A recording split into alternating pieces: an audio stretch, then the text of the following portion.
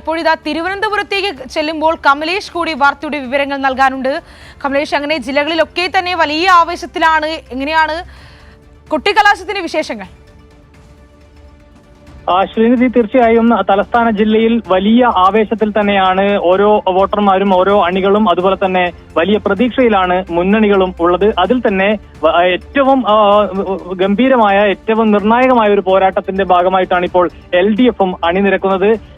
നമുക്ക് കഴിഞ്ഞ വർഷങ്ങളിലല്ല, കഴിഞ്ഞ തവണയുള്ള തെരഞ്ഞെടുപ്പുകളൊക്കെ നോക്കിക്കഴിഞ്ഞാൽ മനസ്സിലാക്കാൻ കഴിയും. ഈ തദ്ദേശ തെരഞ്ഞെടുപ്പിൽ ഉണ്ടാകുന്ന ഒരു ട്രെൻഡ് ആ നിലയിൽ തന്നെ നിയമസഭാ തെരഞ്ഞെടുപ്പിൽ പ്രതിഫലിക്കാറുണ്ട്. കഴിഞ്ഞ തവണ അങ്ങനെയാണ് വന്നിട്ടുള്ളത്.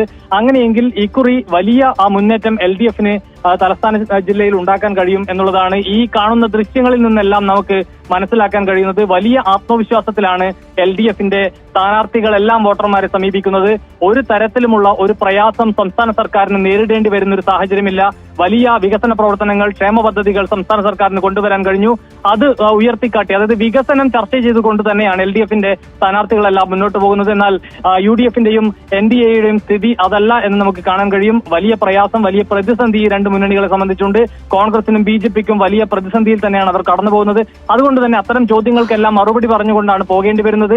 സംസ്ഥാന സർക്കാരിനെതിരെ ഒരു വാക്കുകൊണ്ട് പോലും വിമർശനം ഉന്നയിക്കാൻ ഈ രണ്ട് മുന്നണികൾക്കും കഴിയാത്ത ഒരു സാഹചര്യമുണ്ട്. നമ്മളിപ്പോൾ ഈ ഫീൽഡിൽ ഇറങ്ങിക്കഴിയുമ്പോൾ, ഈ ആവേശം കാണുമ്പോൾ, ഈ കൊട്ടിക്കലാശത്തിന്റെ അവസാന മിനിറ്റുകളിലേക്ക് കടക്കുമ്പോൾ നമുക്ക് വളരെ കൃത്യമായി ആ ചിത്രം വ്യക്തമാവുകയാണ് എന്നുള്ളതാണ് ഏറ്റവും പ്രധാനപ്പെട്ട കാര്യം. ഓരോ സ്ഥാനാർത്ഥിക്കും വലിയ സ്വീകാര്യത, വലിയ സ്വീകരണങ്ങൾ ഓരോ കേന്ദ്രങ്ങളിലും വോട്ടർമാർ നൽകുന്നു, പൊതുജനങ്ങൾ നൽകുന്നു എന്നുള്ളതാണ് നമുക്ക് കാണാൻ കഴിയുക. ഏതായാലും വലിയ ആത്മവിശ്വാസത്തിലാണ് നിലവിൽ തിരുവനന്തപുരം ജില്ലയിലെ സ്ഥാനാർത്ഥികളെല്ലാം ഉള്ളത്.